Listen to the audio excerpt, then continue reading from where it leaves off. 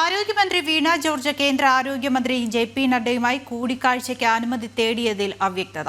JP. നഡ്ഡയെ കാണാൻ അനുമതി തേടിയത് ഡൽഹി യാത്രയുടെ തലേദിവസം. ഇമെയിലിലൂടെയാണ് അനുമതി തേടിയത്. വീണ ജോർജ് ഫേസ്ബുക്കിൽ പങ്കുവച്ച പോസ്റ്റിലാണ് അനുമതി തേടിയത് തലേദിവസമാണെന്ന് വ്യക്തമാക്കുന്നത്. വിവരങ്ങളുമായി തിരുവനന്തപുരത്ത് നിന്ന് രശ്മി കാർത്തികയുണ്ട്. രശ്മി, എന്തൊക്കെയാണ് വിശദാംശങ്ങൾ? ദൃശ്യ ആരോഗ്യമന്ത്രി വീണ ജോർജ് കേന്ദ്ര ആരോഗ്യമന്ത്രി ജെ.പി. നദ്ദയുമായി കൂടിക്കാഴ്ചയ്ക്ക് അനുമതി തേടിയതിൽ അവ്യക്തത നിലനിൽക്കുകയാണ്.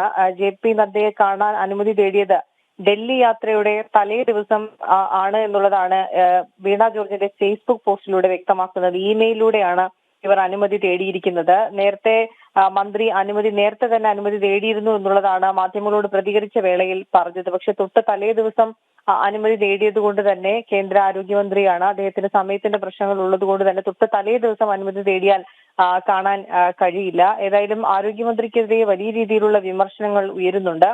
സെക്രട്ടേറിയറ്റിന് മുന്നിൽ സമരം ചെയ്യുന്ന ആശാ വർക്കർമാർ ഉൾപ്പെടെ വലിയ രീതിയിൽ പ്രതിഷേധവുമായി രംഗത്തെത്തിയിട്ടുണ്ട്. മുൻകൂട്ടി അനുമതി വാങ്ങാതെ തൊട്ട് തലേ ദിവസം ഉൾപ്പെടെ ഇത്തരത്തിൽ മെയിൽ അയച്ചു പോയി കഴിഞ്ഞാൽ അവിടെ എന്ത് ചർച്ച നടത്താൻ കഴിയും എന്നുള്ളതാണ് ഇവർ ചോദിക്കുന്ന ചോദ്യം. ഇത് മന്ത്രിയുടെ വ്യക്തിപരമായ ആവശ്യങ്ങൾക്ക് വേണ്ടി അല്ലെങ്കിൽ ക്യൂബൻ സംഘത്തെ കാണുന്നതിന് വേണ്ടി മാത്രമാണ് മന്ത്രി പോയിരിക്കുന്നത്. ആശാപ്രവർത്തകരുടെ ഈ ഒരു സമരം അത് മന്ത്രിയുടെ വിഷയമേ ആയിരുന്നില്ല.